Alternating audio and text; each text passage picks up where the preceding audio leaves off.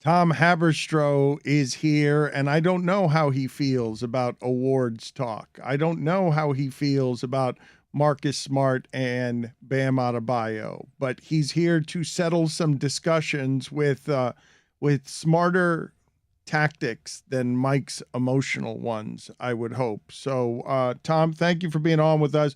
We'll talk about your projects here that you're going to be doing with us and where people can get you and Amin and basketball coverage with Zach Harper and others in the YouTube space. But Marcus Smart winning Defensive Player of the Year. How are we? You were at the advent of measurements in basketball. How are we measuring defensive prowess when Marcus Smart can be the Defensive Player of the Year, but not the best defensive player on his own team? You said it, man. It is egregious that Marcus Smart in 2022 is considered the best defensive player of the year. I don't understand what exactly happened here beyond the fact that Robert Williams got hurt. Because on March 22nd, Marcus Smart was plus 4,000, 8th place odds to win the Defensive Player of the Year award, March 22nd. What happened a few days later? Robert Williams got hurt, and the NBA voting cohort, they just got lazy and said, who's the best defensive team in the NBA? It's Boston. Okay. Who's the most actively or visually defensive player on that team? It's Marcus Smart, who is also the guy who's a routine anti-flopper rule violator. He's a guy do you guys remember the one in the bubble where there was a Raptors player going for a layup on a fast break, and out of nowhere, here comes Marcus Smart flying in, not so that he can contest the layup, but so that he can brush shoulders with Pascal Siakam and then just dart onto the floor. Completely dove to try to draw the foul, and he got it. So Marcus Smart wins Defensive Player of the Year. And I looked at the ESPN press release here, or the ESPN article, to read his credentials, the mainstream media's explanation for Marcus Smart winning the award. And here it is. Smart finished the season ranked 7th in the NBA in steals per game, 7th. For a Celtics team that led the league in defensive rating, that's a team award. Points allowed per game, team again. He also ranked 5th among all NBA guards with a defensive rating of 105.2. 5th among guards. 5th among 40% of the league, he ranked 5th. Okay, this is his individual credentials. And then it says, and I can't believe this is what we're doing in 2022. He was first in the league with 1.1 loose balls recovered per game. This is scandalous. This is Boston bias. What is this nonsense? I thought we'd evolved past all of this mathematically. We know how to measure these things now better than we ever have. We do. We just don't know how to tell the people that are voting for it to correct their bad habits. Because, Tom, earlier in the show, we were going through the history of this award and how Marc Gasol and Tyson Chandler won it back-to-back years despite not being first-team All-NBA defense. What is going on with the voting process here? I can't point to anything other than just laziness, because we had Gary Payton win it, 1996, but he led the league by like a mile in steals per game. Like there was a statistic, there was evidence that he was the best at something defensively. And we can't point to that with Marcus Smart. I think what happened here is a lot of injuries happen. And we cover this on Basketball Illuminati. I'm going to say it 3 times to keep your third eye open. Basketball Illuminati, Basketball Illuminati, Basketball Illuminati. NBA players, the stars in the NBA, miss on average 30 games per season. That creates an incredible fog for voters to decide, well, who's good? Who's not? Is this player all that good? Should Draymond Green win Defensive Player of the Year? Well, he missed like half the season. And Bam Adebayo missed 26 games. No one really knows what to do with the regular season awards anymore because star players miss so many games and it muddies up the picture. But what I think is really crazy here is Marcus Smart. The one thing that he did well, apparently, according to this article from ESPN, 1.1 loose balls recovered per game. That's not even a defensive stat. Half of those balls are on the offensive end. He literally 75 loose balls recovered. You can find this. You are enraged by this. You're enraged by this loose ball stat that they just made up, what you're pointing out to us again and again is the NBA to support its shitty voting on this and not advanced math, not any kind of math, just, hey, smart, that's good. Just you're good at defense and you play hard-nosed basketball. He's always been do the little things guy. And I think there needed to be an award for do the little things guy, and this happened to be it. This is not that award. It's insane. Dan, there's 12 players in the league that have 1.1 loose ball recovered per game. There's 12 of them with 1.1, the same number as Marcus Smart. But anyone that has passed first grade knows, hey, we can actually figure out. Like, it's a made-up stat. They've made up a stat. You're accusing them of making up a stat. He's 11th in the league in loose ball recovered per game. Jimmy Butler's number 1, by the way. He's 1.14. If we want to use this as a stat, there you go. He's not even in the top 5 or top 10 in this category. That allegedly, according to ESPN, he's number 1 in the league in loose balls recovered, and half of those are on the offensive end. He doesn't improve his team's defense. The evidence is when he's on the floor, they have a defensive rating of 105.2. When he leaves the floor, it's 105.2, literally the same number. With Bam Adebayo, that number is minus 4.2. He lowers the team's defensive rating, meaning the offense for the other team has a tougher time scoring when Bam Adebayo is on the floor by 4.2 points. Rudy Gobert, 7.8 points. Huge difference. You saw last night's game. They have no perimeter defense whatsoever. These guys, these rim protectors, actually impact the rim. Marcus Smart doesn't, and that's the most important thing in today's NBA game is protecting the paint, protecting the basket, and those guys do it. Marcus Smart doesn't. He doesn't even move the needle from defensive rating. He's not even the best on his own team. Derek White, Jaylen Brown are better defenders, in my opinion, than Marcus Smart, and yet he won Defensive Player of the Year. Wait a minute. You just said, as by way of dismount, that Marcus Smart is the 4th best defensive player on his own team? You could probably make an argument that Jason Tatum's better too. I mean, they actually improved the numbers for their team, their ability to defend the paint, to defend the other team from scoring better than those guys. I mean, when you look at Robert Williams getting injured, that was the turning point in the race, because then voters could say, hey, that number 1 defensive rating in the league, we're not going to split the vote with Marcus Smart and Robert Williams anymore. We can just give it to Marcus Smart. Absurd, because he missed like 5 games ultimately of the regular season because of that injury came at the very end of the season. I don't know what needs to be done, but the NBA has a voting problem when it comes to these awards. And if we're led to believe that these awards matter, they should do something about it. I'm good with Tom just being in charge. But what's happening here? Is it just old-timey sports writers who don't want to learn defensive metrics? Like, what's the explanation? I think a lot of this is Homer bias. I don't have enough. They don't release the media actual votes. I hate votes that. for the media until the end of the process. Like, I think, like, until the last award is given out, then we'll see who voted for who. Homer bias. Then we'll see. And so this season, I would have put Rudy number 1. And the issue with Rudy, it's not always about Rudy. It's about the point of attack defenders. Donovan Mitchell just doesn't care. Like, James Harden has passed the torch to Donovan Mitchell as the worst defensive player among guards who just cares about one end of the floor. And Rudy Gobert last night had to put out so many fires.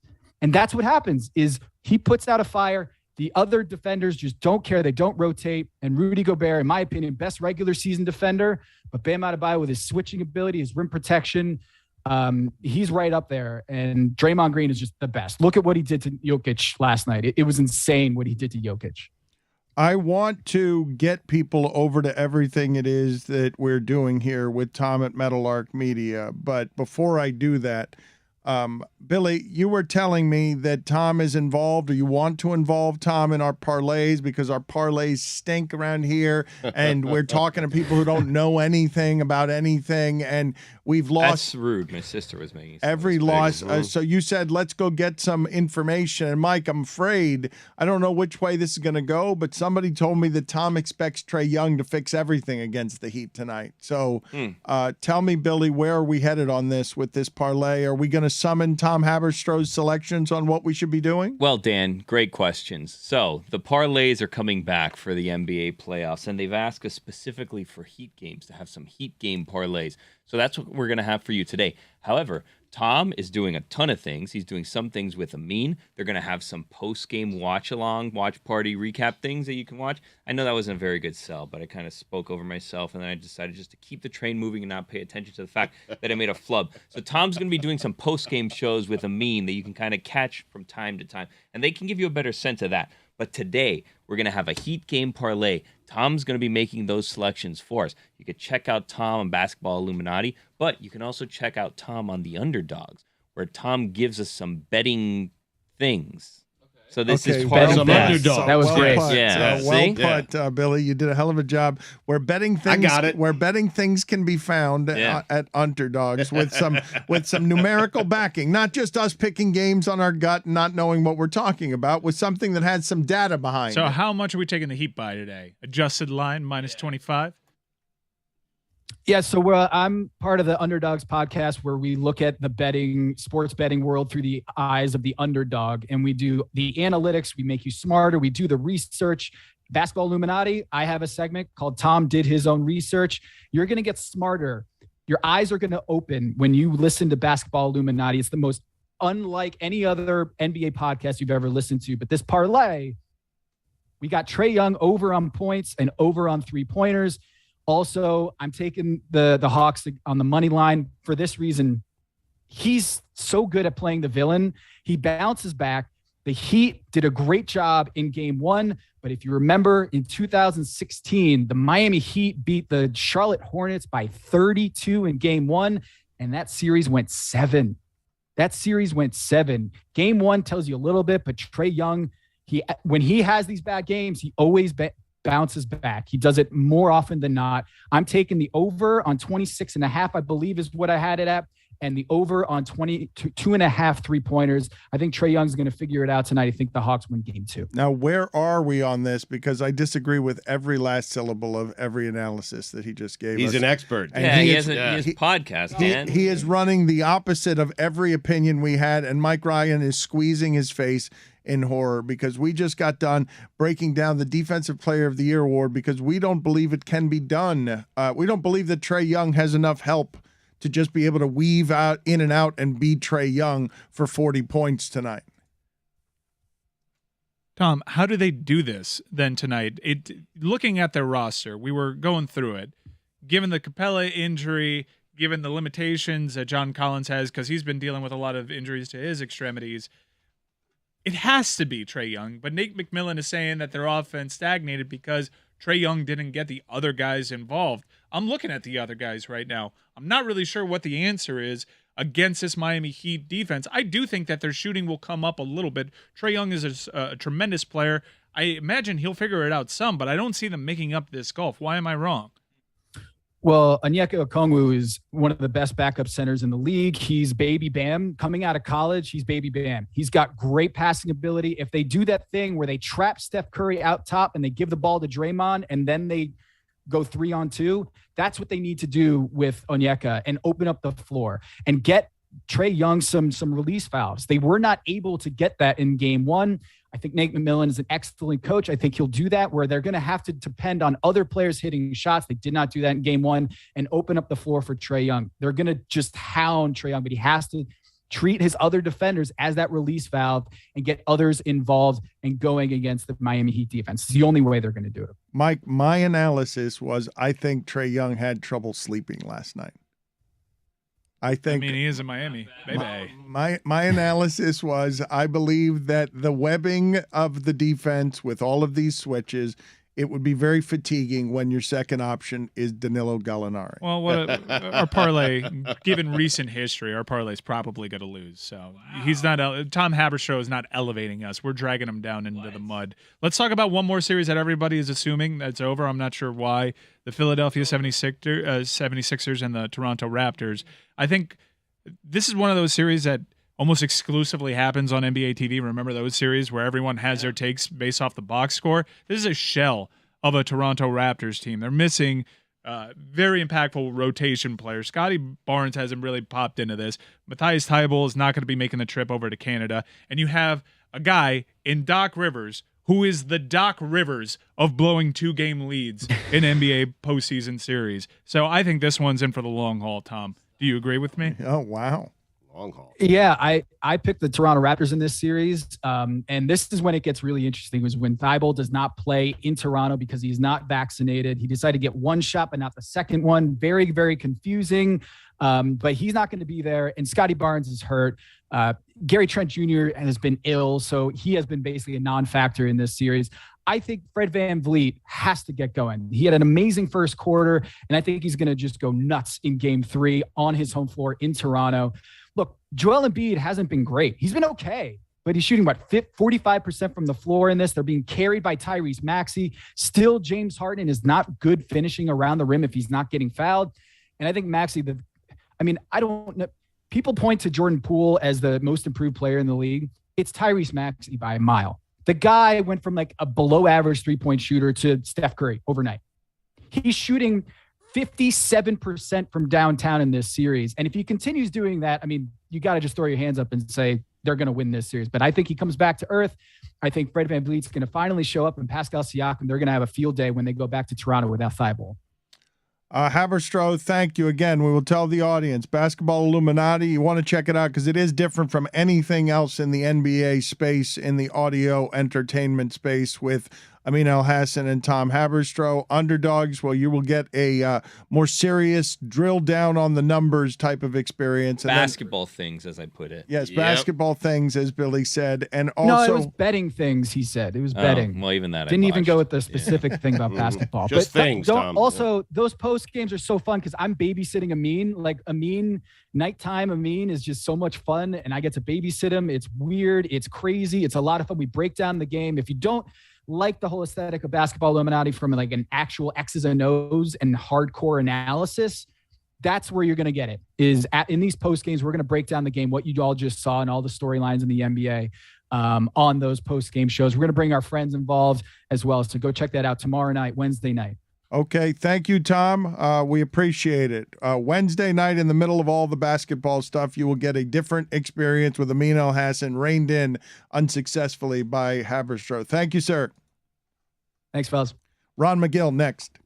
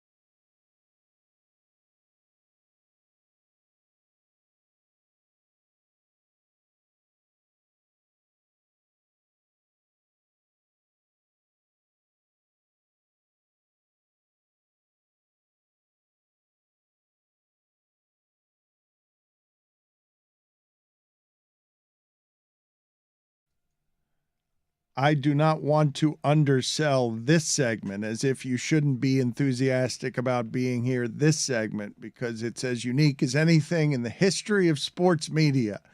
Ron McGill coming on every week for many years now to talk about the animals and the animal kingdom, and somehow we learn something every week. But in a little bit, it appears that some April observations are going to be made by Mike Schur, who wants to escalate tensions around here as the playoffs start. I imagine he's furious that Mike Ryan thinks the Boston Celtics are a fraud as a franchise. And so after one game of playoffs, he's been made crazed, one of the comedy writers for our times, and now he wants to all of a sudden have his own radio show. So he's going to have some April observations for us in a second. Can he get his own bits? I mean, he's borrowing your stuff. Ron, thank you for being on with us. I was curious because I just saw, we've been talking about the Seaquarium down here and how sad it is. And I saw that the Seaquarium is now being bought by like a Mexican theme park. I thought something was going to be done around here to make that a little bit better. And now it seems a Mexican theme park might, doesn't make me optimistic about what that's going to become. Theater by the Sea, the other one, is that any different that we've had down here that is like a relic from the 1970s when we kept animals in cages like that? Well, the Theater by the Sea is basically in the Keys, and it incorporates a natural lagoon for their animals. It's not a concrete pool that you see for some of the animals over at Seaquarium. Having said that, I don't know much about this Mexican company. They supposedly have various places around the world. But I don't know them personally, so there's not much I can say about them. All I can tell you, Dan, is that, in the very beginning, Seaquarium really had some good staff there. They really tried to do the very best. What has happened in the last few years has been horrific.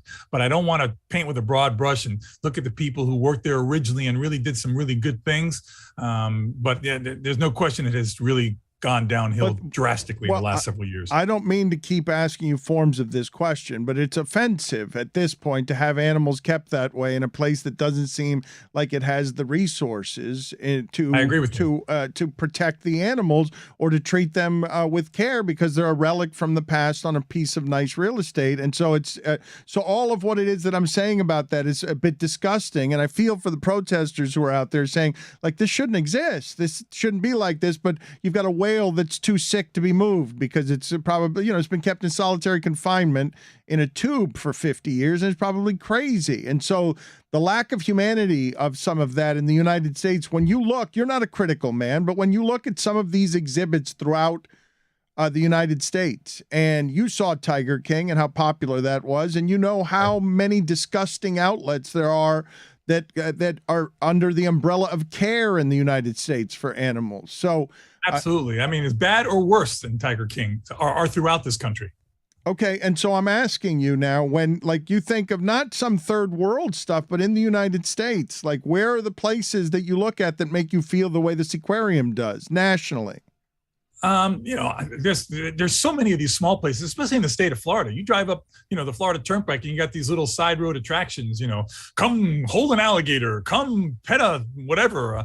These places are horrific. Any place that endorses you going in there and, taking pictures with wild animals and holding animals that are taped up or restrained in one way or another, it's just horrific.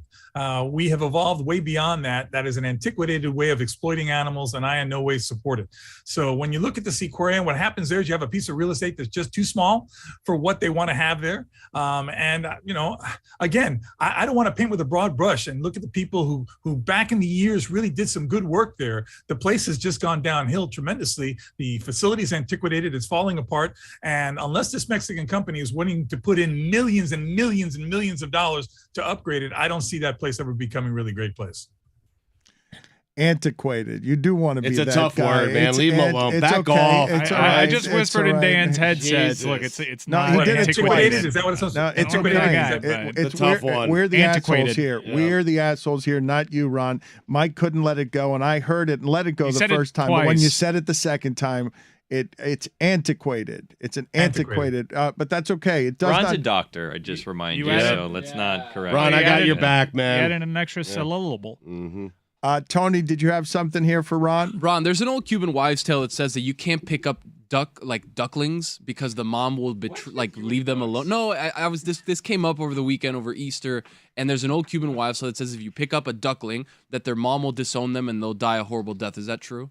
That's absolutely not true. That's the same with all birds. There was always that myth that if you see a bird and you pick it up and it fell out of a nest, you can't put it back in the nest because the mother's going to reject it. Absolutely not true. If you see a bird fall out of a nest, you can pick it up, put it back in the nest, and it will take care of it. We did that with the bald eagles down here. We had to grab that bald eagle, get the monofilament line off. We put it back in the nest. The parents came back, took care of it. That is a total myth. So you endorse taking ducks? I don't endorse taking ducks, Mike. I heard an endorse endorsement saying that if you needed to help a duck, you can help a duck and put it back with its mother, and its mother will accept it. If that's your platform, you have my vote. Take ducks. Billy, you were you were getting great enjoyment out of, what was it, Tony's question? I don't know. The question, it seemed like you then Tony nodded his head like Ron was agreeing with him, when in actuality, Ron was not agreeing with him. I felt like he did. Well, he endorsed sort it. of. You said you can take a duck and not worry about the consequences because there are none. Muscovy ducks only. Never. Why does he have so much information on ducks, this Tony? Weird. Yeah. But you thought it was ridiculous to bring up an old Cuban wives' tale of you take out a duck from... I don't think it's ridiculous. I think it's good because old Cuban wives' tales go a long way within our community, and I'd like to have this platform to dispel that garbage. That's right. Ron, where do you put VapoRub on? There's only one right answer. Yeah, good question. There's only one right answer. I don't put VapoRub on anywhere because I hate it. Have My you mother ever used to been put it sick? on my chest, Yes, and I used to hate it. No, the Ron. smell of the Vicks VapoRub, it's one of those things that I despise from my childhood. You put it on your feet as the answer, under your socks, and then it cures anything. That's right. Wow. Ron, have you watched these, there's two videos that have gone viral recently of this huge gathering of birds that just crash to the earth and commit what appears to be a mass suicide. No, it's not a mass suicide. It looked Guys, like it. What's happening there, these birds, they're a type of starlings, I believe, and they fly in a very close line. Have you ever watched fish in the ocean, these huge schools of fish, and you see like a sea lion or a shark go in and they all just spread in the same way, almost like a moving cloud?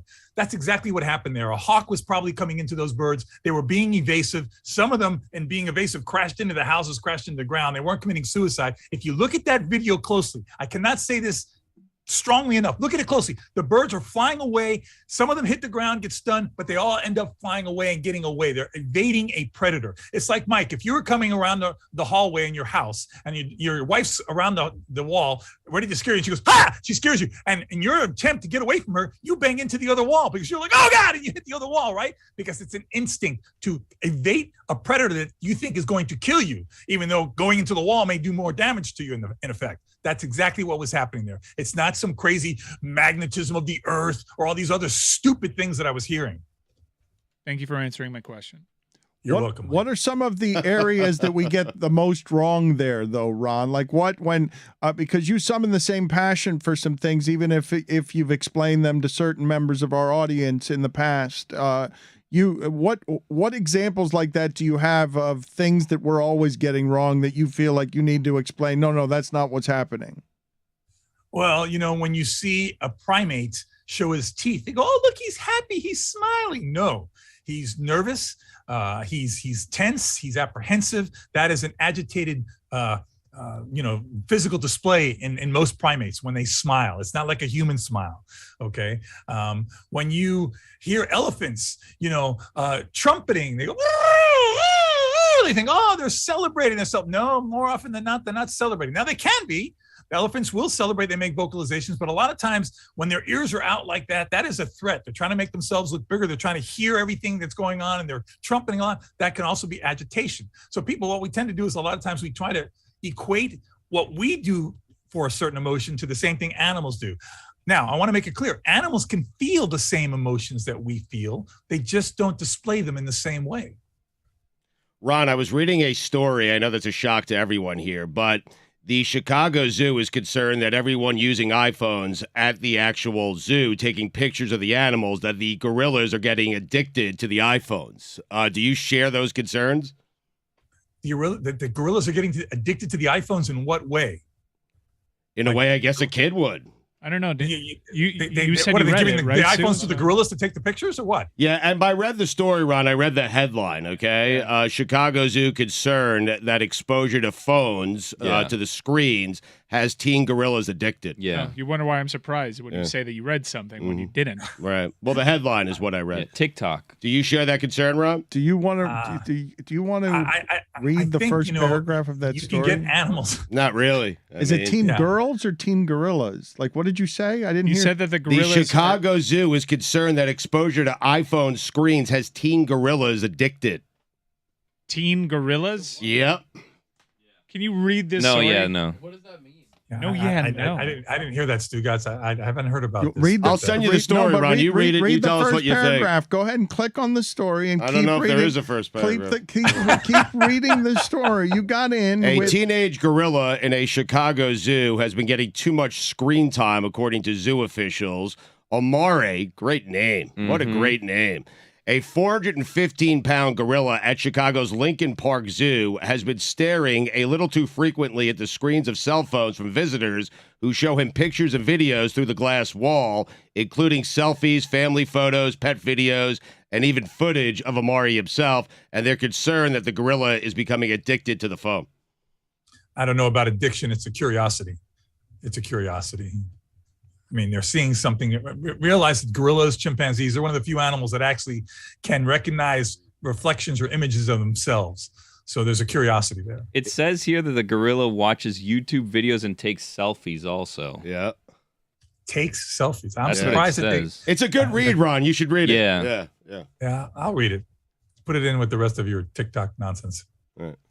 I mean, you run a zoo. I don't run anything, but I talk about it. You've been talking. What's to the him most for vain 10 animal, Ron? years, Stugotz. There's no such thing as a vain animal. There are animals that actually have to make themselves look as attractive as possible, and that has to do with most male animals tend to be very, demonstrative and trying to make themselves look as beautiful, as big, as, attractive as possible. I don't know if you call that vanity. They don't go and look at a mirror at themselves. They can't recognize themselves in a mirror, but their instinct tells them make themselves look as attractive as possible because their goal in life is to get a mate. Examples of addiction in the animal kingdom. I know we've talked to you in the past about. Absolutely. You can addict animals to anything that humans get addicted to in the sense of food, drink, alcohol, drugs. All those things can create addictions in animals. We talked many times about the tree, the marula tree that blooms every year, produces a fruit that becomes fermented, becomes an alcohol, and animals learn every year to be there and eat all that stuff till they get literally drunk. I love that. That's is that baboons or that's baboons, elephants, many animals, mostly primates. So it makes villages of alcoholics in the animal kingdom. It does. It right? absolutely does. They get tip over on their side drunk. They can't even walk. Ron, thank you for being on with us. We will talk to you again next week, buddy. Always a pleasure, guys. Take care.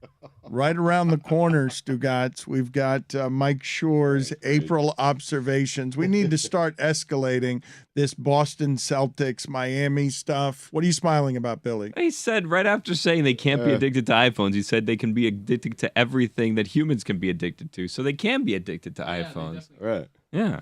Right? Where did I go wrong? Well, I probably went wrong by not reading the article and just reading the headline, Yeah. probably. So But it's where on you went me. wrong was taking a victory lap and dismissing others for thinking that it would be surprising that you read an article when you didn't actually read the article. Right, but it was a fairly simple question, right? Yeah. That required a simple answer. He just didn't the know. question Yeah. needed far more context and information You behind it. stumped him and he got asked embarrassed. you a follow-up because you were just saying addicted to iPhones how, and you didn't have the basic information of iPhones are being shown. I figured Ron did. I mean, I mean, but he you runs read the the animal story. expert. Ron didn't claim to read the Doctor. story. You did. But you didn't read the story. That's a good And then point. you read the story on the air. I've with been us. exposed, okay? And we got the detail that we needed to have in order The Inquisition. for your story to fall apart. I mean, it's just funny that you get What's here. an Inquisition? I mean, You whatever it is, I feel like I'm going through one right now. I mean, Whittingham, I wanted to ask you something so Enough. we can move the interrogation away from Stugotz Thank you. before getting to Mike Schur's. You come in here and tell your lies. I mean, we're having this antiquated conversation. I mean, what do you want from me? You didn't even say it the way he said it. I can't. Because you don't listen. You haven't listened to what he's Antiquated. talking about during the last 10 years. That's how you actually say it. Wow, I just stumbled into saying it correctly. That's the first time I've ever said, I can't say it now. I'm going to be thinking about it. Sad. I can't say it now. Antiquated. Boom! What you got? Because you're because you're actually trying to say antiquated. I don't know. It's a long day. Whittingham, long day. You've been here 6 minutes. Yeah, that's true. Traffic was terrible this morning. Whittingham, I'm watching. Long day. I'm watching a old highlight. This was John Boy Media is where I got this. I don't know what the origins of it were beyond that. But there was a pitch in a Rangers-Angels game. And you guys were talking about the distortions of baseball and how the game, in some ways, you don't recognize it anymore. And during the call, the announcer said very casually in an Angels-Rangers game, and it's fouled away. And the pitch ended up 10 rows deep opposite field over the left fielder's head.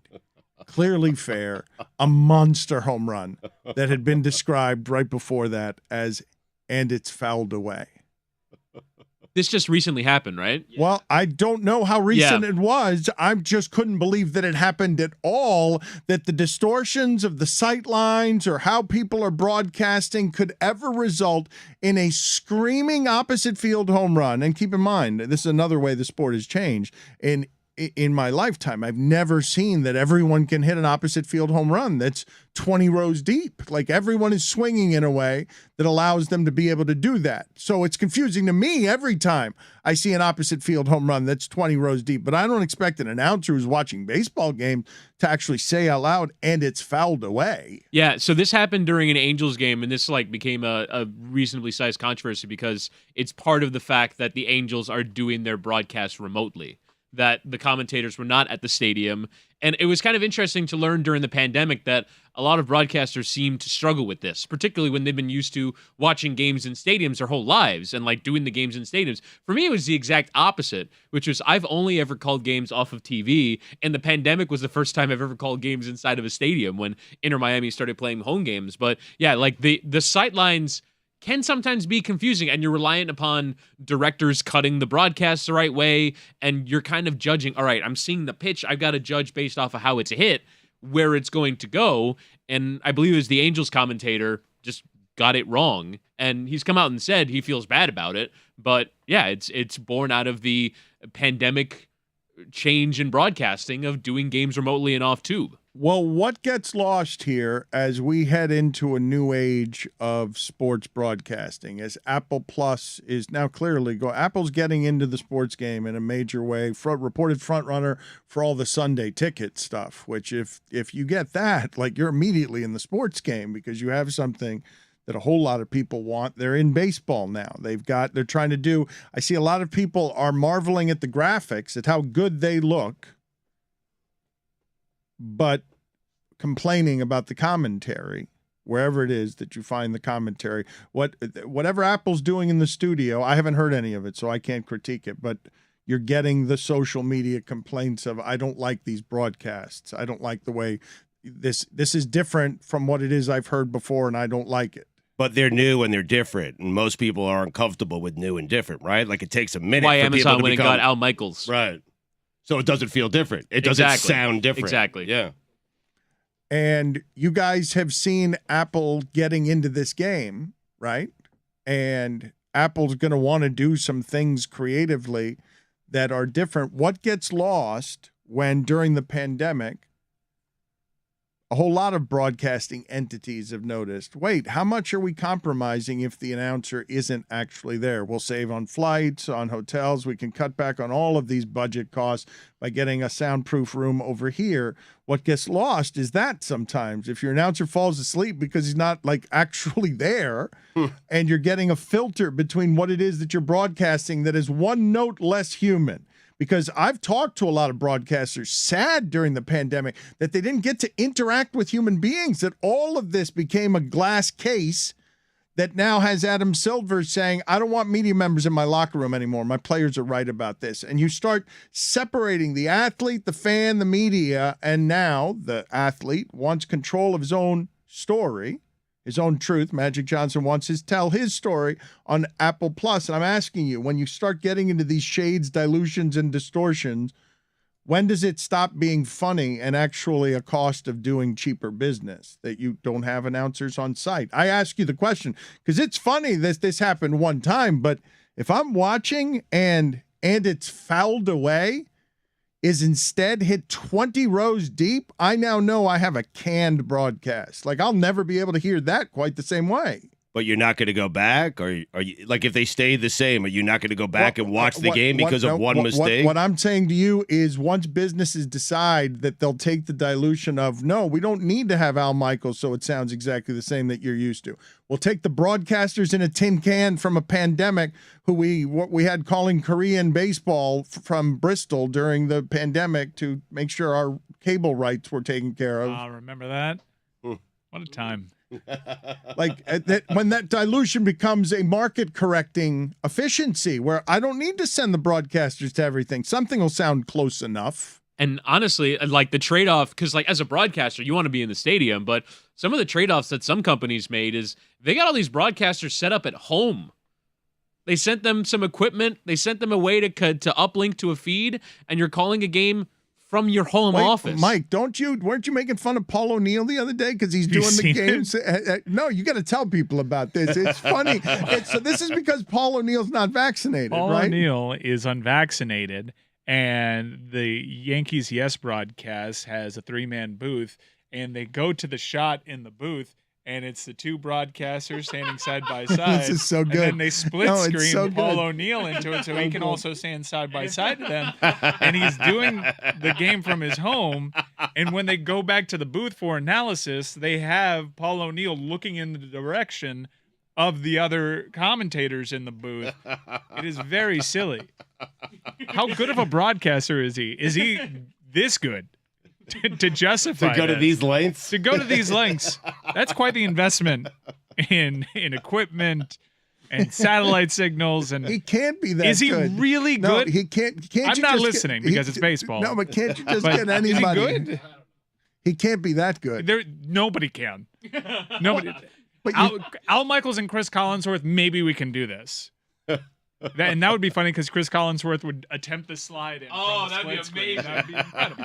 In fact, I'd prefer that now. I'm talking it out with you. You want to see him try it? Yes. Mike, before we get to Mike Schur's April observations, you might as well go ahead and lean into it because I heard you talking around it during Haberstroh in the break, but I don't think you've told the audience this because you are trying to escalate the stakes, because your fandom requires injections from all sides, because you hate the Sixers and because you don't believe in the Sixers and you don't trust the Sixers in any way, and you don't think the Sixers are historically great the way the Miami Heat are historically great because they won a championship 1,000,000 years ago with Mo Cheeks. Factual.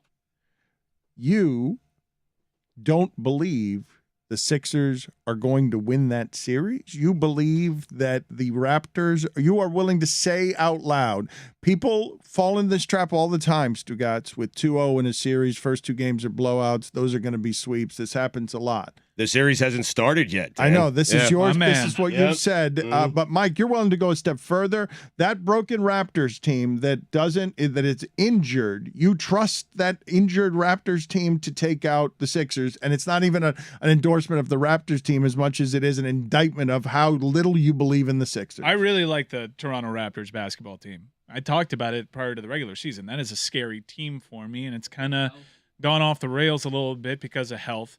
But I do think that this will be knotted up at 2 games apiece, going back to Philly for Game 5. And it's not just so much an endorsement of the Toronto Raptors as it is, I've seen Doc Rivers in action before in the playoffs. I think you're making a grave mistake if you think that this series in particular, given Barnes hasn't been out there, given that Gary Trent has been ill, given that one of the best perimeter defenders in the entire league is not making the trip up to Canada because he only got 1 vax shot, I think that this still has a lot of basketball still left in it. Those are 2 evenly matched teams. And I do think there is inevitably going to be quit in this Philadelphia 76ers team. 2-0, pretty commanding the way that they've done this. Do I think that the Toronto Raptors flatly win this series? A lot harder to say that now than it was last week, but I do think it'll be knotted up at 2. And I think if it's not this round, the quit will pop up next round. I think that team has Cabo written all over it. But not this round. Like, can we, okay, so I understand about Doc Rivers. Can we argue that Joel Embiid is the single best skilled player that Doc Rivers has ever coached? Single best skill? I mean, he's coached Chris Paul. Yeah, that's fine. Do you So, think that Joel no, we Embiid is can't. better at what he does than Chris Paul is at what he does? No, I think Chris Paul was better when healthy. Chris Paul was better. Joel at his He's coached some great players. yeah, this isn't. Embiid- Don't but get me Joel like Embiid I is- called I'm Joel somewhere, Embiid though. the MVP. I think Joel Embiid's one of the best players Doc Rivers has ever coached, and he's coached Paul Pierce, Kevin Garnett, Correct. Chris Paul. But I think Chris Paul ultimately, out of all those players that I listed, when healthy, Chris Paul is the best at his job. Who than would all you of those rather have, players. Chris Paul or Joel Embiid? right now? I'm saying at their peak. At their peak, Chris Paul. Really? At Okay, their 'cause I healthy think- peak, Chris Paul. I think Joel Embiid can take over a game and completely change a series, which is what he's doing now, right? Even if hasn't he's not even been playing that that great. well, right? Even if he's not playing that He's well. a tremendous player. Wait, but hold on a Toronto second, Raptors- Tony. That would be encouraging if I'm a I thought we were having a Philadelphia fan. 76ers debate We because are. now Time I'm out. getting fired up on behalf of Chris Paul. Tony, hold on a second. Mike, that would be encouraging if you're a Sixers fan, though, that they're up 2-0. Embiid hasn't played great, and neither has Harden. Yeah, I think the story of the series is Maxey, and I'm kind of Best player in the series grinning. right now. I'm kind of grinning at how he's shooting right now, knowing that the bottom's inevitably going to fall out, and it doesn't matter what one of the league's best defenses in Miami throw at him potentially in the second round. They could leave him wide open, and that shooting number is going to come down likely. So Naturally. I'm just eagerly anticipating that matchup. I think we're only looking at one side of the ball with Maxey. I don't believe him to be this good. Joel Embiid, spectacular player. I won't say anything bad about him. In my mind, he's the MVP. It's not a slight against him to say that Chris Paul was better. I think he's the difference of why Doc Rivers is not going to blow a 2-0 lead. That's the point that I was trying to make, right? It's like you have Joel Embiid, you've got one of the best offensive and defensive players in the league, and he's not going to let that happen. To a team that's absolutely broken. They can't cover Tyrese Maxey, by the way. There's not one person on that team that can guard Tyrese We just Maxey. went through the list. Doc Rivers has coached a lot of great players, and a lot of those great That's fine. players Who's have guarding blown Tyrese Maxey? 2-game leads. Who's guarding Maxey? Who's guarding Maxey? Yeah. Because Kyle nobody's done Lowry. it yet. Kyle Lowry. I'm talking about this series against the Raptors. And this, look, man, they have injuries. I think they'll figure it out. I think the Toronto Raptors are a good team, and if Scotty Barnes comes back, and the fact that Tybalt isn't going to be there, I think that's enough. Come on, man. Like, this is NBA basketball. We've seen this. This is a 4-5 matchup. You don't think that the Toronto Raptors are going to have a say in this series? Raptors are plus 1,000 to come back and win this series. They've lost in devastating fashion, and I don't think anybody is really watching this series. So they're looking at box scores and they're being like, yeah, well, It's hard That's to watch over. Philadelphia. They get fouled so much. It's hard. Embiid, for as wonderfully skilled and a unicorn as he is, as a physical specimen, and I'm allowed to be mesmerized, hypnotized by that skill level at that size, from range, from fadeaways, from strength, but he's so close to being Shaq-ish in physical strength that you have to foul him so much that I don't want to watch him. Throw OG and Pascal on They're not switches. big enough. They're not big enough. He's a big body Benz. Like, he's not that guy. Like, you can throw anybody you want at him. They're going to hang on his arms. He's going to get fouled 20 talking times about. a game. Well, I was talking about specifically about Maxey. I thought you were talking about Joel Embiid. You asked me if there were any answers for Maxey, and I can't believe we're there. Like, let's relax. Now you say that now. Let's relax. You who've been crazy. I'm watching the 76ers, and I look at a team that Embiid is obviously, over the course of his time playing the Miami Heat, doesn't matter if Bam Adebayo's there. He's a difficult player to have an answer for. He is legitimately great. You got to do your best and live with the results. But I don't see Miami struggling to defend Maxey. I don't see Miami struggling to defend Harden if it gets that far. Why am I always put in this position? In Mike's defense, it is a ridiculous question to ask. Like, who's going to guard Tyrese Maxey? I mean, we didn't know nobody's Maxey's been able to name guard 3 him. weeks ago. Nobody's been able to guard him all That's series. not your No, concern. Your but- concern no, is Harden The and series has been Embiid. 2 games long. Listen to me. Yes, I Tyrese agree. Maxey. No one's been able to guard him Relaxy. through.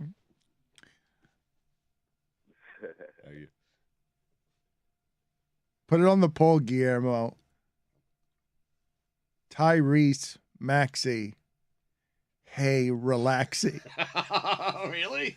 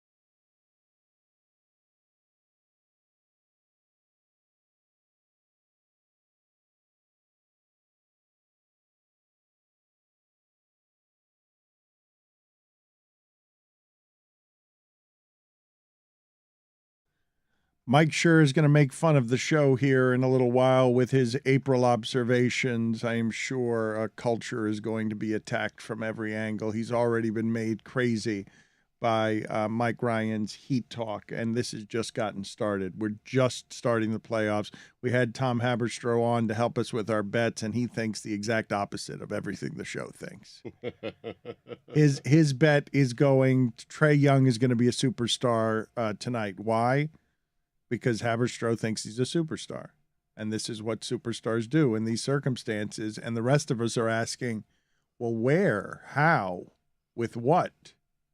He needs help. I mean, he's a wonderful player, but it's going to be Gallinari's going to be the second option. That was his help last year, wasn't it? I mean, John Collins was healthier, but basically the same team. He got to the Eastern Conference Finals with that team. What happened is last year, well, seeding Capella's was important. deeply affected by a lot of players missing due to COVID protocol. And if really you want to call 1 year into question, it'd probably be that season and not the bubble. But Capella changes things, Stugotz, when you could just lob it up there and get dunks at the rim. Like, it sort of changes the things that Trae Young is. He needs somebody to be doing that. It doesn't have to be Capella, but Right. it's got to be somebody. I think what Tom is saying is that historically Trae Young, and it's only been a couple of years, he follows up every bad game with a great game. So he can have a great game and hit all the overs and still lose. I am saying to you, though, the question I'm asking to you by way of playoff analysis is how?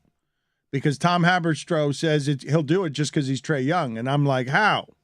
And it's like, okay, because he's Trae Young. And I'm like, okay, show me. Because this is, Barkley was saying this the other day. Or no, it was Shaq that was saying this the other day. He's like, hey, like this does become very simple by way of analysis at some point when it comes to these superstars.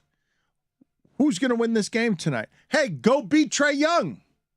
Like, it's very simple. Go be Trae Young. Go be better than anyone they have. But he's up against four guys who are kind of almost as good as Trae Young is. I think some people would push against it, but I don't even see the logic holes if you just tell me because Trae Young's really good and that's how he's going to do it. He'll overcome the defense. I get it. To me, the hardest part of the parlay is Hawks money line because Trae Young can absolutely go off and it could still not be enough. There was a pretty sizable gulf between these two teams yesterday, and it wasn't just Trae Young had a terrible game. There was other things going on there. So I don't know how they win, even if he does go off. But Atlanta over the last third of the season has been the third best offense in the league. Over that period, they've had 6 guys average double figures, including Trae Young on 30 points a game. When they were mounting a comeback to get out of those play-in positions, they were really good over that stretch. Bogdanovich averaged like 19 a game during that period. Like, Bogdanovich is a good player. It's just we dismiss him because he's Bogdanovich. It's that right? name. The Right. name. Put it on the poll, Guillermo. Do we dismiss him because his name is Bogdanovich? It was good. It was insightful. It was a season sample of a third of the season, and their offense has been good lately. There's been a full season's worth of sample that suggests that the Miami Heat are much better than that. Okay, but the Hawks, a healthy Hawks team, the last half of the season looked formidable. Again, though, the Capella thing matters, and you can't just skip past some of these things with, hey, Trae Young, go be Trae Young, when it doesn't account for, and that's the number one defense over there, and it's going to make it increasingly hard to be Trae Young. This one isn't that complicated, and I'll look directly into the camera when I say it. Doesn't matter if the Atlanta Hawks were completely healthy. Didn't matter. Like, the Atlanta Hawks are not as good as the Miami Heat. Full stop. Look directly into the camera when he said what are we it. doing? We're trying to That's a different meaning when he does that, Dan. We're trying to find ways to do. I'm doing that so you can share it on Freezing Cold Takes if it happens, but it won't. The Miami Heat are much better than the Atlanta Hawks. Why are we doing rocket science here? No, talking to me about Clint Capella. You have Kyle Lowry. You have Bam Adebayo. You have Jimmy Butler. You have hopefully the 6th man of the year in Tyler Hero. Right. It's a much better team than Atlanta. What are we missing? They have Trae Young. And what Tom is simply saying is he feels, even on the road, even with Capella hurt, that Trae Young, a superstar, can win them a game. That's all he's saying. They have Trae Young. You name one guy. Miami has Jimmy Butler. I heard you. Bam Adebayo. Yep. Kyle Lowry. Uh-huh. Tyler Hero. Yeah. Even PJ Tucker. Yep. You're coming at me with Trae Young, who's really good. And then you're talking about Clint Capella? No bucket getters. Not even. You're talking about Bogdanovich? Mm-hmm. Did you see what Duncan Robinson did? How How about a Max Strus? Well, you said earlier in a way that was super annoying. Strus game is coming. The Strus game is coming is what you said. Yeah. Everyone is going game to get coming. Strus juice all over them. Strus juice will be loose. Look at that. He looked Miami Heat are right not into losing the this camera. series. The Miami Yes, Heat are yes. not losing I this mean, Dan, series. The he's Miami right Heat through- are not losing. Right. Through one game, they haven't gotten the Strus game yet. I mean, he That's is right true. about that. Yes. Yeah. Through one game, it still hasn't happened. Billy, They got the Duncan game, and they didn't need it. they didn't need it. They wasted the Duncan game. They wasted it. It was. Well, The Miami they're gonna win. Heat. I mean, what do you think? They wasted The it. Miami Heat He will helped them not win. lose this series. Everybody be quiet for 1 second. Okay, hold on. Okay, but Quote me. Hold on, Mike. Let me just give you a little bit of room here so that the people listening to this on audio understand that there will soon be Mike Stugotz. Hold on a second. Okay, I just want him to go over the roster again. There will soon be video accompaniment that will explain why this is funny as Mike Ryan tries to get on freezing cold takes with a piece of video that is the most strident, obnoxious Heat Homer take. And we need to get it right as camera work gets into place. So let's make some room here so that you can do this. Listen to me very carefully. The Atlanta Hawks are not beating the Miami Heat. Why? Because the Miami Heat are a great deal better than the Atlanta Hawks. Trae Young is a nice player. Nice player. Good player. Good player. Jimmy Butler is awesome. Bam Adebayo is awesome. Hell, even PJ Tucker and his little flip shot are awesome. You have a top 15 NBA coach of all time. And he's already shown you once before in the first round how much better he is than Nate McMillan. Get out of here with Nate McMillan. I saw Tyler Hero. His ceiling, he said before the season, was Trae Young. You laughed. And now the ceiling is caving in on Trae Young. Tyler Hero, awesome. Miami Heat, awesome. This series is over. It's not even starting for you, Atlanta. closer, camera. Camera, get in there closer. Get in up into his teeth. Get in there in a way. You won't have a lead in game 2. You won't. Wire to wire. This is a boat race tonight. Tom Haberstroh had the nerve to pick the Atlanta Hawks. Is this a rib? We're making jokes now? We're making bad picks on purpose? The Miami Heat are indestructible. Nothing will get in our way. And we will cruise to a game 2 victory. Lots of minutes for UD tonight. Lots of minutes. Is Mike Schur now? Miami Heat are awesome. Awesome. Now we have gotten Mike I'm Schur sold. properly upset and properly agitated. He has come out of hiding. I don't know what he's been doing, his fancy baseball projects. But one of the things he's been doing, and you should check it out, the podcast with Mike Schur and Joe Posnanski is worth your time. If you care about baseball, if you don't care about baseball, it's a great baseball podcast, but it's a great podcast about two guys who love each other. And with all of that said, Mike, what happened? Did you get annoyed by culture talk? And did you say to yourself, I need to be heard right now. I need to make fun of this show? Yeah, that's what happened. All right. So It does it to you. So I these mean, are your yeah. April observations. Are you ready to do this now? Because your Celtics, they won a game 1. I would love to hear all your thoughts on game 1 of the Celtics and how much fun all that was. That was great. It was great playoff basketball. It was great theater, but also I was weirdly, and this is going to sound patronizing, I was proud of the Celtics for not ducking the Nets. Like, they played to win all the way through the end of the season, unlike some franchises I could mention. and it was like, we all knew, we were trying to figure out, like, all right, we need to lose this last game, and we need the Bucks to win, and we need the 76ers to lose and whatever. And they just didn't care. They were just like, no, we're on a heater. We're going to play through. They won. They didn't duck the Nets. They're playing the Nets. They played them well. It was a great game. It's going to be a great series. I'm just proud of my team. I'm proud. My team has stepped up. They were 25-25 after 50 games. They ended up with the 2 seed in the East. That's a pretty fantastic accomplishment. And then they played one of the great playoff, maybe the greatest first round playoff game of all time. How can you not love that game? That was an incredible game. And I'm looking forward to whatever hand gestures Kyrie comes up with for game 2. Can I ask a question respectfully?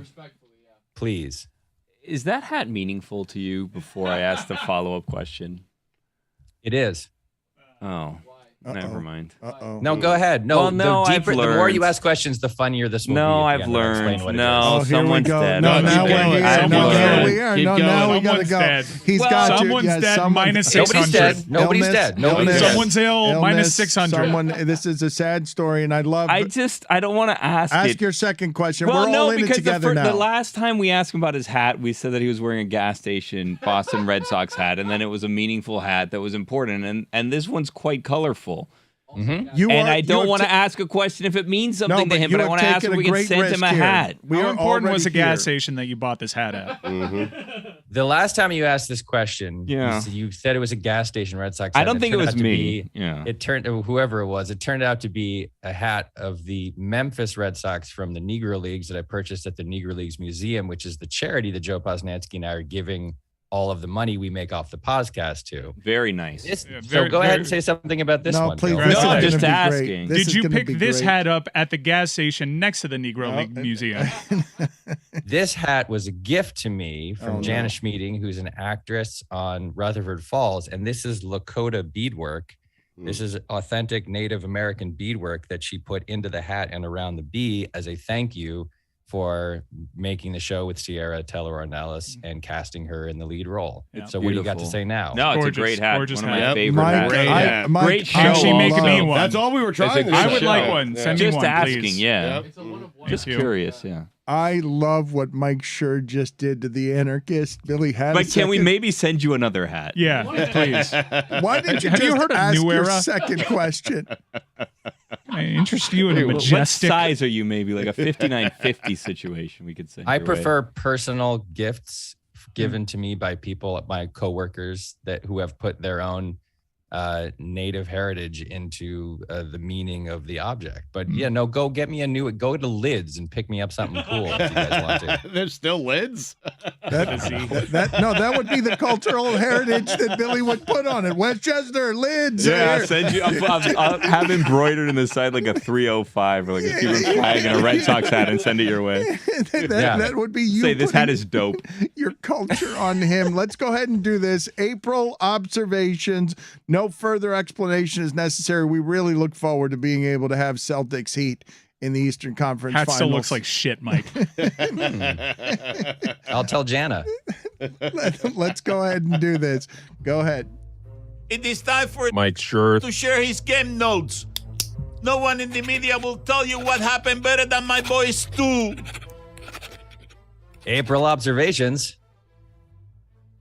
Hang on get one it second, deep or hang on not? one second, hang on. We're live here, and so we'll pick up our game here in a second. I was expecting the slide whistle. Sorry. We got used to a mean slide whistle. We'll start all over again. April observations is brought to you by the city of Miami. Are you a coked out crypto bro looking to buy a black market alligator from a sunburned ex-cop who recently burned down his own houseboat as part of an insurance fraud scheme to pay off his USFL gambling debts? Come on down to Miami. Dan! It was a dark few years, filled with losing seasons and bad contracts. But after making the finals in the bubble, illegally signing Kyle Lowry and getting fined by the league, and finding a bunch of dorky white guys who shoot threes, make no mistake about it, Mike Ryan's Heat homerism Yes. is back. Heat culture. Hashtag culture. In Pat we trust. The Godfather. Hey, Dan. New Meadowlark Media drinking game. We do a shot of tequila every time Mike Ryan says, the Miami Heat. Not Miami. Not the Heat. The Miami Heat. And we do another shot every time Mike Ryan says, Bam Adebayo. Not Bam, not Adebayo. Bam Adebayo. Hey, Mike, is there another Adebayo I don't know about that necessitates you saying Bam Adebayo? So I know precisely which Adebayo you're referring to. Here come the Timberwolves. Hey, guys. No one disrespects the Miami Heat. Everyone thinks the Miami Heat are a good team. They won 53 games this year. That's almost as many as the 1967-68 Celtics, who won 54 games and a fully accredited NBA championship while being led on the floor by John Havlicek. Hondo. That's right. Good job by you, Stugotz. Mike Ryan said that the Celtics have not been an elite franchise in his entire adult lifetime. He also said that the Rockets are a more elite franchise in his adult lifetime. For the record, since the year 2000, the Celtics have the 4th most playoff wins. The Rockets are 12th. And by the way, how did Mike Ryan's adult lifetime become the arbiter of which years matter for championships? Hey, do you guys remember when the USA beat Russia in Olympic hockey? Sorry, didn't happen during Mike Ryan's adult lifetime. Mike Ryan's adult lifetime is the new Stugotz's personal record book. Miami Heat sweeping the Celtics in 4 games. Collision course. No. A word of warning about this rivalry, Miami. We're Boston fans. You can't hate us any more than we hate ourselves. Watch out for the Suns. A few months ago, there was a moment on this show where Chris Whittingham weighed in on the subject of the pain women feel during childbirth. Oh, no. And then, like a day later, he was apologizing for it. And to his rescue came Greg Cody, who then himself had some things to say on the nature of the pain women feel in childbirth. I struggle to think of a combination of topic and commentators less fitting than Chris Whittingham and Greg Cody and the pain women feel during childbirth. Top 5 worst combinations of people and discussion topics. Yes. Oh, man. I got to write these down. Hold on. Number 5. Pitbull talking about Ukraine. Number 4, Rick Pitino talking about tantric sex. Number 3, Tony talking about pizza. Thank you. Number 2, Stugotz talking about journalistic ethics. And number 1, Chris Whittingham and Greg Cody talking about the pain women feel during childbirth. You deserve all of that. Keep an eye on the Phillies. Don't forget about the Packers. Watch out for the Whalers. Hey, guys. Congrats on the Elijah Craig deal. That's exactly what this show needs. More on-air drinking and less professionalism. Hey, Whitty. Congratulations on making your mark on the world of announcers by saying the word penis. Yeah. Vin Scully has, in a year that has been so improbable, the impossible has happened. Al Michaels has, do you believe in miracles? You have, he got hit in the penis. I've never been more thoroughly reminded that podcasting is an audio medium than when Stugotz was trying to describe what it looked and felt like to be at Augusta. It was about as effective as using flag signals to describe what something tastes like. Right now, Whitty is quietly muttering the word semaphores to himself because that's the technical term for flag signals. Hey, Jessica Smetana, I didn't cyberbully you about UConn. You did an entire episode of Off the Looking Glass disparaging my UConn Huskies, the winningest team of any kind in any sport over the last 30 years. Or to put it another way, Mike Ryan's entire adult lifetime. So I merely asked you if you were planning on congratulating them on their semifinal win, and then you cyberbullied me and then just bullied me again yesterday on your little radio show. You want to talk about real media bias in sports? How about the insane media bias surrounding Lewis Hamilton? I mean, you can't listen to a single episode of an F1 podcast like F1 Beyond the Grid or Formula One Grid Talk, the podcast, or the Inside Line F1 podcast from Mumbai, Maharashtra, India, without drowning in Lewis Hamilton talk. Enough. Congrats to the Cesta Cyclones. Yes. For winning a championship and for becoming the Miami sports team fans of this show like hearing about the least. Replacing the former #1 sports team fans of this show like hearing about the least. The Florida Panthers. Florida Panthers, yeah. The Ice Cats.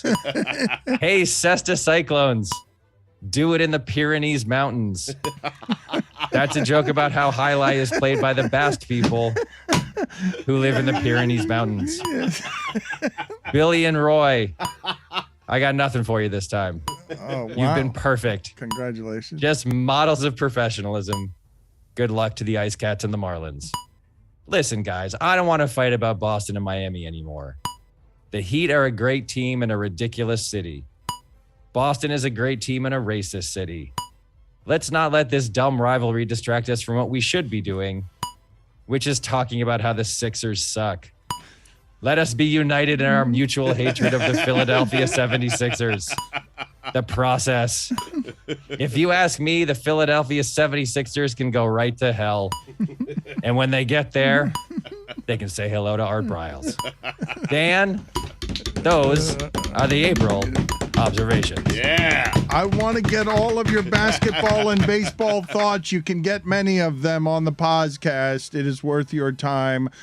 Because these guys have a good time, and I can't believe how much they know about baseball, more than just about anybody I know, and only not more than everyone I know, because I know Kirkshin and I know Boog Shambi, and I would love to hear them argue about these things. But they were talking, Mike, before you leave here, Billy and Mike were. Mike Bryan is trying to get back into baseball, and all these guys throwing 100 miles an hour, Hunter Green throwing 100 miles an hour, shifts, 2 guys on base doesn't mean anything anymore because 3 strikeouts are coming up next. Like all the changes in baseball, you've rolled with them. You appreciate the artistry, but the math has kind of ruined the viewing experience, is it not?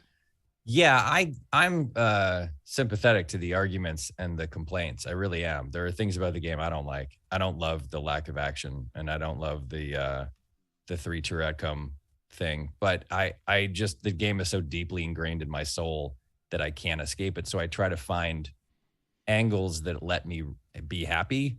And the way to do it, I think, is through players. Like, I think if you can latch on to Hunter Green, who threw 39 pitches over 100 miles an hour in 5 1/3 innings the other night, or Acuna's coming back. He's incredibly fun to watch. Ozzie Albies, that Braves team is really fun to watch. There's a bunch of young guys who you can get excited about as individuals, which might be the ticket. It's hard to love unless you're like a super fan of a team, it's hard to just watch baseball, but you can watch players. And I think that maybe is the way in for some people. Mike sent me a bunch of texts from Detroit recently, and he was very excited about his Tigers experience. The ballpark experience more than Comerica's great. Yeah, it's a beautiful stadium. That's another thing, by the way, if you have the time, some of these stadiums are just unbelievable. Petco in San Diego is incredible. Wait, whoa, hold on. What? Mike Schur's top 5 ballparks. Yeah. Oh. Okay, you want to do it backwards? You ready? Let's go. Put it together as quickly as you can here. Number 5. We'll give you 5 is whatever they call AT&T Park in San Francisco, whatever that thing is. Is it Footprint now. Park? Whatever it is. I'll say number 4 is Petco. I'll say number 3 is Wrigley. Still, huh? Yeah, it's Wrigley's great. Yeah. Number 2 is Pittsburgh. Number 2 is Pittsburgh, and number 1 is Fenway Park. Still for the 110th consecutive year, Fenway Park. Defense. No Lone Depot Park, huh? I don't think I've ever been to Lone Depot Park. You're not missing anything. What? No Dodger Stadium, huh? Dodger Stadium is great. It's kind of been the same for a long time now. But Wrigley and Fenway have changed a lot? No, but Wrigley and Fenway are so old that the act of going there feels like a time warp. And Dodger Stadium just feels like a kind of cool late 50s LA building. Have they poured any money into Wrigley? Because Wrigley's was kind of a dump. I haven't been there in a long time, but like a ton of money. If you go in emotionally, it's one thing. If you go in, because I was touched and moved by it too. Just the idea that I felt the history, but then I went inside and I'm like, oh my God, this place needs a major renovation. It got one. And the same crew that did Fenway in the surrounding area did Chicago. Now the area outside Wrigley's really great. There's like live music and cool restaurants and stuff. So yeah, it's great. When you look at the changes in the game, and I would urge the audience here, because we had a conversation on South Beach Sessions with Michael Lewis where he just talked about just the hard-headed stupidity of people who just insisted on being hostile toward Billy Beane giving away some industry secrets, and the math and the Wall Street of baseball has now distorted baseball so that what you're watching, and I don't mean to make this an overview, but I'm, as a sports fan, Mike, of what you're watching, where Clayton Kershaw is taken out after 7 innings and is not like you appreciate the history of the game, the numbers of the game. I don't even know if they're actually protecting their asset here, but you feel how when that happens with Clayton Kershaw? I feel disappointed, but the Dodgers had an 106-win team last year, and they got to the playoffs, and all of their pitchers' elbows were dangling by a thread. They lost pretty much every pitcher. Scherzer was barely able to pitch. Kershaw couldn't pitch. Walker Buehler couldn't pitch because their elbows were frayed. So if you're the Dodgers and you're expecting Dave Roberts guaranteed a world championship, why in the world would you, for an essentially meaningless game in April, have Clayton Kershaw push himself? It doesn't make any sense. Look, I wanted it as much as anybody. I love Kershaw. I love that team. I wanted him to pull that off, but it's just crazy. It's a cool day in April. They have 155 more of them. Don't push the guy. Like, his elbow is hanging by a thread and their entire staff is hanging by a thread. You don't do that. It would have been insane. I wanted it to happen, but it would have been truly crazy. And if he throws and then a month later is out for 6 months because he needs elbow surgery, everyone's going to go backwards and say, like, you idiot, why did you let him throw 90 to 110 pitches in a game on April 7th? It doesn't make any sense. So, but Mike, that could happen anyway. That could happen anyway. It's gonna even happen if he goes 9 innings, anyway. pitches the perfect game. I mean, that could still happen. You know, taking him it out, could, leaving him in. But you, at the very least, you want to do everything you can to stop it from happening. I mean, look, I wanted that so bad for him. That guy's had some terrible snake bitten luck. But if you go back and look at the narrative of him in the playoffs, which is that he can't perform, he very, very frequently does what he is asked to do, which is get through 5 or 6 innings.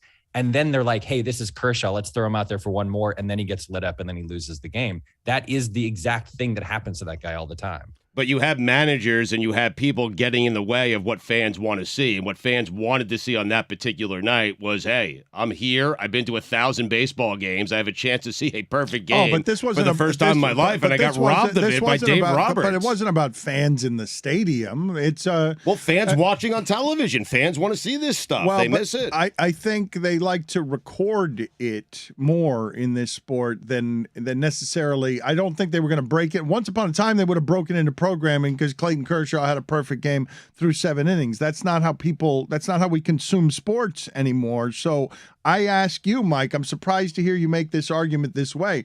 You're arguing on behalf of the long view, of course, but also business and value. Treat your commodities like you only have so many bullets and they're more valuable in October than they are in April. But there's a coldness to that and an asset protecting to that gets in the way of the things that make the history of the game emotional. Absolutely. But also, it should be noted, baseball is the only sport that does this. This is why superstars in the NBA don't play every minute of every game. This is why the guys sit out, and you just don't notice it as much in basketball. When you do, people complain about it just as much. But this is why Paul George sits out the 4th game of the season, and why LeBron takes a rest every once in a while, is because nobody cares about a game against the Raptors in October. They care about what happens in May and June. So baseball is the game where this happens the most. There's the most games. There's twice as many games as the NBA. There's many more opportunities to make decisions like this. But every sport does this except for football because they only play 16 games and they're insane. You wouldn't bench LeBron, though, if he had like 60 points through the third quarter and just say, let's save it for the playoffs. You would, first of all, you would sit him every 7th game or something in the first few months of the season. All their superstars do. And they do that. I've seen Warriors games where Steph Curry has 48 points through 3 quarters. The Warriors are up by 30 and he just sits out the 4th quarter. And it's sad. Of course you want to see him come in and bomb away, but like why that guy's got bad ankles? Why would they put him back in the game? Well, and Steve Kerr's an idiot. Exactly. Right. Speaking of management types that you like to make fun of, Stugotz, I saw that Joe Madden, did you see what he did over the weekend? Did he intentionally walk a run in? Is that what he did? It's Corey Seager, right? Corey Seager was intentionally walked with bases loaded by Joe Madden. In the 4th inning of a 2-run game. In the 4th inning of a 2-run game, and I don't understand what's happening there. I understand. Oh, that's Madden thinking he's smarter than everyone else, thinking he needs to shake it up a little bit. Trout was giving him like the weird eyes, like, hey, Skip, what are you doing? And now Joe Madden comes out looking great because the Angels ended up winning that game. No, but he doesn't look great here. Barry Bonds is the only one I've seen this happen with. It's the bases are loaded. Here's an intentional walk. We will give you 1 base for free because we're afraid of you taking 4 of them against our will. What do you make of Joe Madden doing it in that situation? It was lunacy. It doesn't make any sense at all. He also claimed that when he walked out and said, hey, what do you think about? And then the pitcher was like, putting him on? Yeah, I think it's a good idea. And then afterwards, it was very clear that that's not what happened at all. That the pitcher was like, what? What are you talking about? Poznansky's working on a book about the greatest moments in baseball history. And he's been texting me and other people asking for our opinions about what are some of those moments. And one of them he was considering writing about is Barry Bonds getting walked intentionally with the bases loaded. And we were having that discussion. And then that night, Joe Madden walked Corey Seager with the bases loaded of an Angels-Rangers game in April. And it was like, well, I guess that Bonds thing is out the window. Like, if it can happen to Corey Seager in a game in April. So is he trying to get fired? I don't know. I legitimately don't know what he's doing. That was so weird. For 7 innings, he was thinking about writing about Kershaw, and then Dave Roberts did his Dave Roberts. Exactly. Stripping us of moments. Yeah. Yep. You are so mad at Dave Roberts. And finally Saving here, Kershaw, because you are Meadowlark Media's Chicago White Sox correspondent, we were making fun of Buck Showalter yesterday. Tony La Russa is the top of the food chain on making fun of Buck Showalter. So weren't you arguing, Stugotz, that Tony La Russa did a great job last year? I mean, he did. His team made it to the playoffs. They didn't go very far, but they did make it to the playoffs. Decent job. I'm not, Stugotz, that team would have made the playoffs if you had been managing them, and I'm not kidding. The rest of the division was terrible, and they have the best talent, top to bottom on any roster, and certainly in their division, but maybe in the entire American League. If you had managed them and had just sat quietly on the bench and not said anything to anyone, they would have still won 95 games and made the playoffs. Okay. But that job was his, and they made the playoffs with Tony La Russa sitting there not saying a word, but doing that nothing. doesn't mean he did a great job. I also love the idea of Stugotz sitting quietly while being a manager for 162 games. So do I. I love that idea, too. I mean, it would be a good job. You'd make a few $1,000,000. If someone said you can make a few $1,000,000 by just showing up here every day for 3 hours and sitting quietly, do you think you could do but it? you would make, wouldn't you make It's what I'm doing. Wouldn't you make wouldn't you make the argument, Mike, that Tony La Russa did more harm than good? Yes, of course. If you look at his record in close games, it was very bad. It was way worse than league average. They lost a bunch of games. They lost in the playoffs in part because he was doing his weird thing of like bringing in relievers at weird times.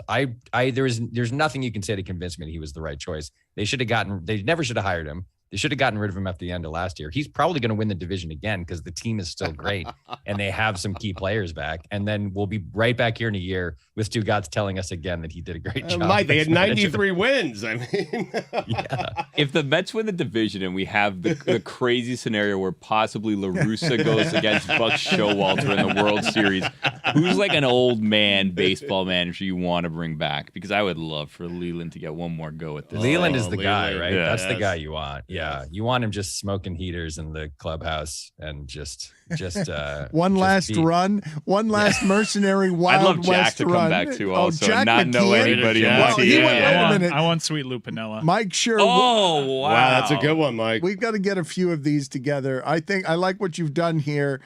Mike Schur, were you afraid to go Jack McKeon because you weren't sure he was still alive? Yes, 100%. 100% I was. So because he's the choice because of the Marlins connection. But I was like, I'm not doing this. I'm not getting fined $50. Because He's 91. But you would agree that this would be a better 91. choice than Leland. You're agreeing that he knocks Leland out of the way and he swaggers into the saloon and he gets to run one last ride.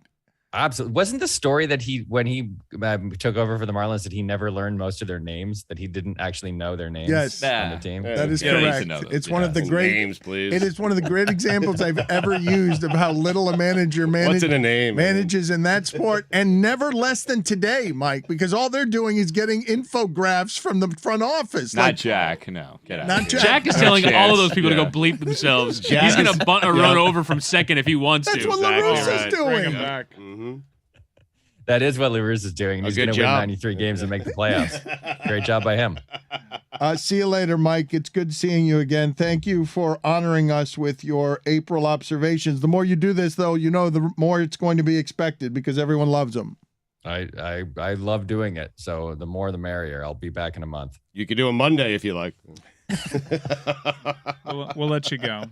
But it's an Bye, affront guys. to basketball that Marcus Smart won DPOY over Bam Adebayo of the Miami Heat. Hey, look, at least Bam finished top 3, right? At least he was in the top 3, right, Mike? You know, you gotta love that. That's got to make you happy that he was in the top 3. That he was one of the 3 people who were nominated for the. I mean, he played in almost like 35 games this year or something, maybe 40 even. So he deserves to be in that top 3, and you should feel happy with his top 3 finish. How do you feel about Tyler Hero? The 6th man of the year who played 33 minutes a game. He played more minutes than Chris Middleton this year, but is still somehow going to win 6th man of the year. He came off the bench, Mike. I mean, yeah. Oh, that's right. So if you do what who was it the other night who came in? Was it Drew Holiday who played 8 seconds so he could get his bonus? Yes. Yeah. So Tyler Hero starts on the bench. The game starts 8 seconds in. There's a take foul. He comes in off the bench, plays 47.5 minutes a game. He wins 6th man of the year. yes. Is that the theory? With Okay. even more Correct. points. He's not in the starting 5. And yes. even more shots than he has now. That is totally correct. You're still terrified that it's going to be Tatum and Bam Adebayo, as Mike likes to say, at the rim. You're still terrified that the Eastern Conference Finals are going to stop right there at that rim. Well, again, it was goaltending. The ball was on the way down. It wasn't called, and that's fine. But I'm not terrified of that. I'm terrified of the Bucks. I'm scared of the Heat. The Heat are excellent. They're very, very good. I think I think the Celtics have a puncher's chance against the Heat.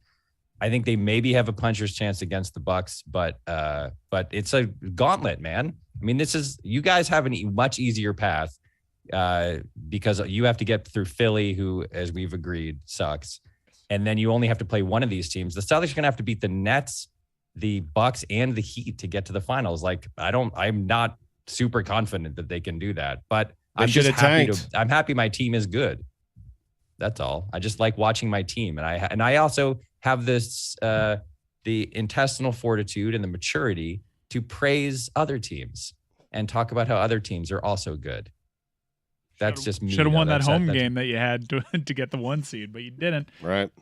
So now you're Who going to won lose the the season Nets. series this year between the Celtics and the Heat? I don't care about it. Oh, Do it in the All right. postseason. This is one of the last 2 postseason series between the Celtics and the Heat. That's right. Wear that shit. You fell into Put it. that Do shit it on in your the head instead of the post- shit you got on it now, Really? Mike. Really? Sure. Jesus Christ, smart guy. You fell into the trap of do it in the postseason. You actually rendered as an argument who won the season series so that Can't you believe He asked it. me who What won we the ran last into game. it. I asked him who won the Famous season argument series. ever. trap. He led me right to it. Thank you, Mike. See you later, Mike. All right.